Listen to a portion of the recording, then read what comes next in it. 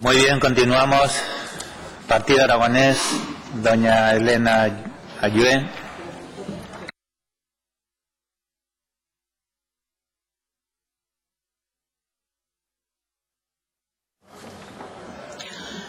Bueno, pues ya se ha hablado bastante durante la mañana de hoy en estas Cortes sobre el presupuesto.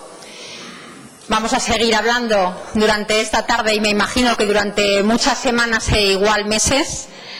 Y yo sí que le diría al Gobierno que no eche balones fuera, porque la responsabilidad, desde luego, la tiene solo y solo el Gobierno. El Gobierno tiene la única responsabilidad de traer y registrar los presupuestos a esta Cámara, a las Cortes, para que después sean debatidos en proceso de ponencia y puedan ser o no aprobados. Gobernar, gestionar y facilitar es lo que tienen que hacer los gobiernos. Paralizar y bloquear es lo que está haciendo este Gobierno. Desde luego, este Gobierno que sigue gobernando en minoría, con los menos apoyos que nunca ha tenido un gobierno en el Gobierno de Aragón en la época de la democracia, con tan solo 21 diputados de 67, presos de unos socios que hoy están, que mañana no están, que no se les espera durante un tiempo y, por lo tanto, desde luego, lo que nos está llevando este bloqueo y esta paralización por la prórroga presupuestaria y por la incapacidad de aprobar unos presupuestos es a la desaceleración económica y a los datos que están mostrando en la coyuntura económica de esta comunidad, que es que Aragón está creciendo por debajo de las previsiones y está creciendo por debajo de la media nacional.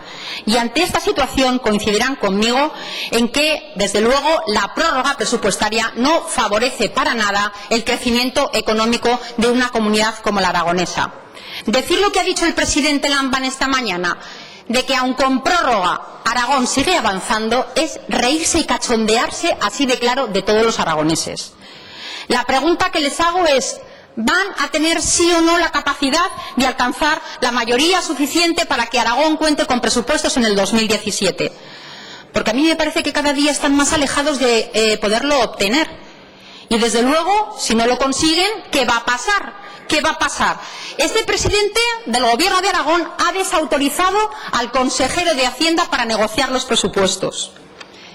Pero resulta que este presidente tampoco tiene la capacidad de dialogar con nadie, porque este presidente no habla con el presidente del Gobierno de España, no quiere hablar con el alcalde de la ciudad de Zaragoza, no quiere hablar con la oposición, no quiere hablar con nadie. Entonces, si el consejero de Hacienda no tiene capacidad de interlocución y el presidente de Aragón no tiene capacidad de diálogo, ¿me quieren decir ustedes qué hacemos?